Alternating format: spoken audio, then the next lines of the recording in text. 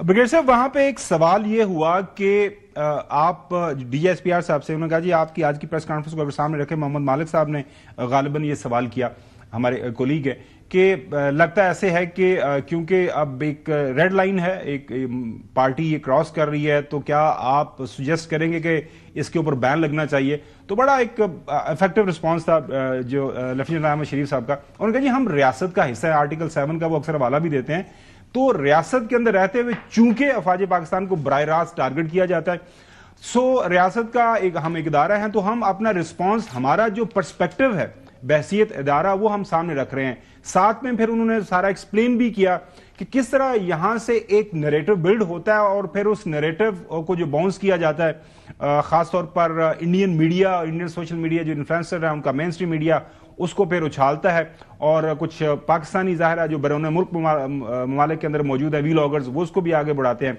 Brigade साहब, how effective this response was today, और आज के बाद मेरे ख्याल में अब इस मौजू के हवाले से पाकिस्तान तहरीक इंसाफ के अंदर जो काफी सेम जो एलिमेंट है वो ऑलरेडी ये बात करते हैं कि हमें ये जो इस तरफ नहीं जाना चाहिए, लेकिन जाहिर है वहां पे एक पजीराई उन लोगों को मिलती है कि जो जरा अग्रेसिव होते हैं।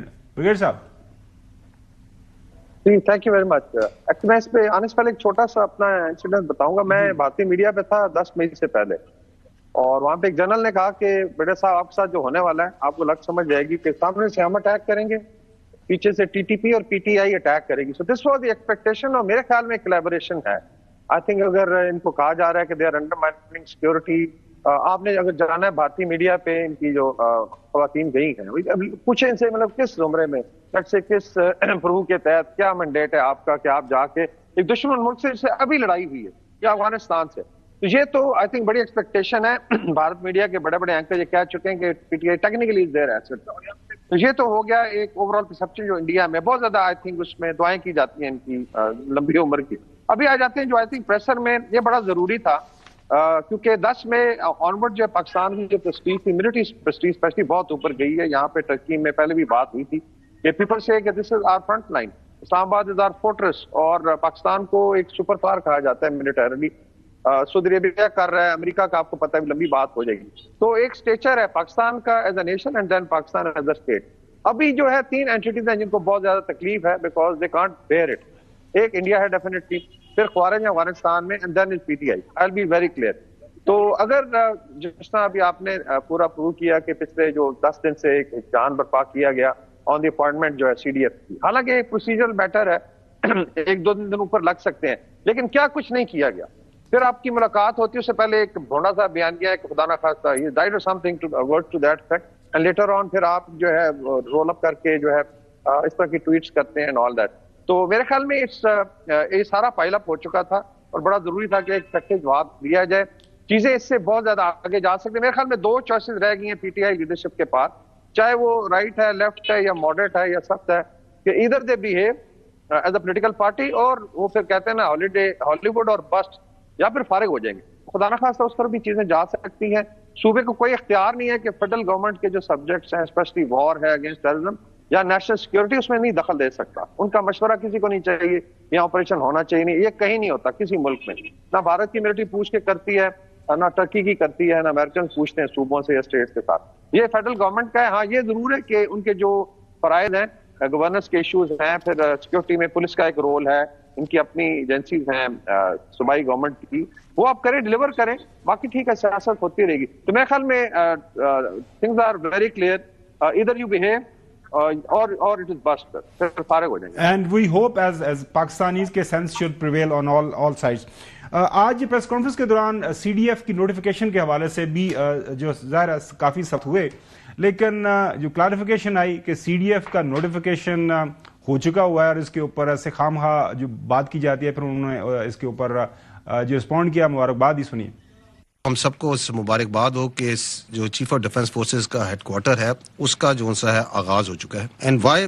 Because it is the most important, one of the most important step for the providing the requisite synergy and jointness for military operations. इसके ऊपर आप लोग मीडिया में काफी बहस कर चुके हैं, एंड वी अंडरस्टैंड वॉरफेयर का जो करेक्टर चेंज हुआ है उसके अंदर जो मल्टी डोमेन ऑपरेशंस हैं। So it is not more only land, sea and air, it is space, it is cyber, it is informational domain, it is the intelligence operations and multiple domains جس کے اندر بھی جنگ لڑی جاتی ہے. The wars have become violent, the wars have become short and intense. تو اس میں efficiency حاصل کرنے کے لیے, efficacy حاصل کرنے کے لیے اور economy of effort حاصل کرنے کے لیے یہ جو چیف آف ڈیفنس فورسز کا ہیڈ کوارٹر ہے, it was a long awaited essential requirement.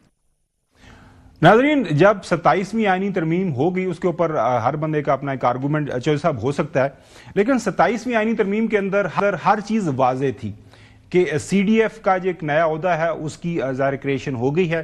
C D F کے آبجیکٹیوز کیا ہیں, مقاصد کیا ہیں, وہ بھی سارا کچھ ایکسپلین کر دیا گیا تھا.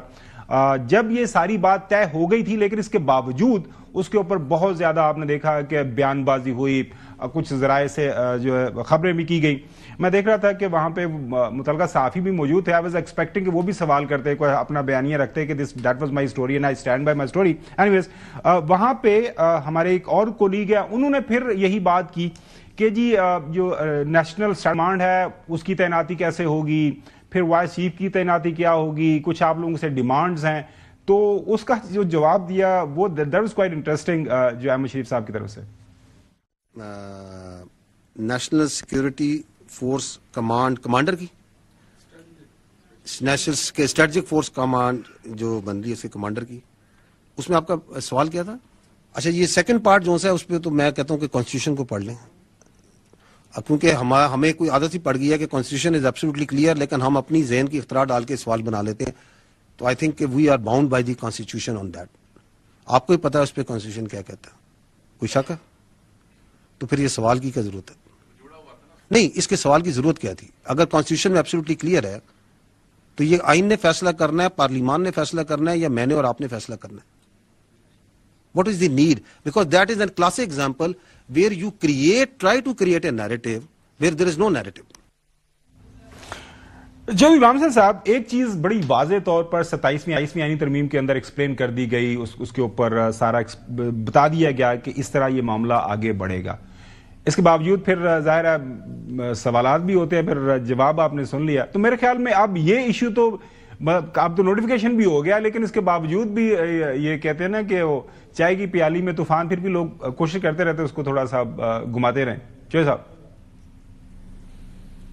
نہیں, پہلے بھی میں بات کر چکا ہوں, لیکن اس کو اتنا ڈیلے کرنے کی کوئی ضرورت نہیں تھی. اور خام خواہ جو لوگ پروپیگنڈا کا شکار ہو رہے تھے وہ بھی حکمرانوں کے ارد گرد ہی تھے, یہ نہیں تھے کہ جو ان کے کوئی فاصلے پر تھے. لیکن جس نے بھی نادانی کی ہے, کوئی اچھا نہیں کیا, ایسے خام خواہ ایک ماحول بنایا تھا. میں نے پہلے بھی کہا کہ فوج اور عوام اکٹھے ہیں اور اس میں کوئی دراڑ نہیں پڑنی چاہیے. حسن ایوب, وہاں پہ آپ موجود تھے, لوگوں سے آپ کی بات چیت ہوئی, یہ جو چند جنہوں نے ویلاگز بھی کیے اس حوالے سے, آپ نے پوچھا نہیں کہ سر کہاں سے سٹوری آئی, کوئی گپ شپ نہیں ہوئی کسی سے آپ کی؟ نہیں, میں نے سوال نہیں کیا. نہیں, بڑے ماشاءاللہ آج ایک جنہوں نے کیا تھا وہ تو بڑے آج ماشاءاللہ سمارٹ لگ رہے تھے, ویری ویل ڈریسڈ آدمی ہے, بات چیت ہوئی. نہیں خیر میں کم ہوں, وہ زیادہ ہے. اچھا, لیکن آج جو امپورٹنٹ بات تھی نا کہ انہوں نے کہا کہ جو افواج ہیں وہ بیسکلی آئین پاکستان کے تحت ان کو بھی تحفظ ہے, ان سے متعلق کوئی بھی اگر کسی کو آرٹیکل 17 ہے یا آرٹیکل 19 ہے تو وہ قدغن لگاتا ہے. دیکھیں جہاں پر تو یعنی اس پولیٹیکل پارٹی نے انہوں نے نام نہیں لیا, پارٹی کا نام بھی نہیں لیا اور انہوں نے اس کے بانی کا نام بھی نہیں لیا, لیکن ہاں جو سلائیڈز دکھائیں اس میں پی ٹی اے کا سوشل میڈیا ہینڈل تھا, عمران احمد نیازی صاحب کا جو سوشل میڈیا ہینڈل تھا وہ دکھا رہے تھے. تو انہوں نے دکھایا کہ انہوں نے کہا کہ یہ ان سے متعلق بات کرنے کی اجازت نہیں ہے, ان کے اوپر اس قسم کی جو نیشنل سیکیورٹی کو جو چیز تھریٹ کرے اس کے اوپر بات نہیں کر سکتے.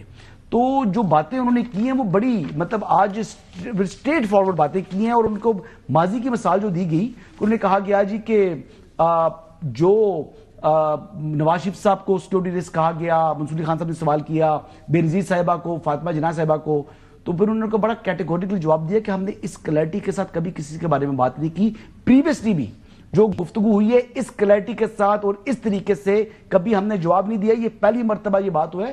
انہوں نے تو جہاں تک کہہ دیا تھا کہ they are playing in the hands of Delhi, کہ انڈیا کے جو دارالخلافہ ہے وہاں کی, وہ تو سارے جو سوشل میڈیا اکاؤنٹس وہاں سے وہ پی ٹی اے کی بات کر رہے تھے, اب انہوں نے بتایا کہ وہ سارے کلیئرٹی کے ساتھ. اچھا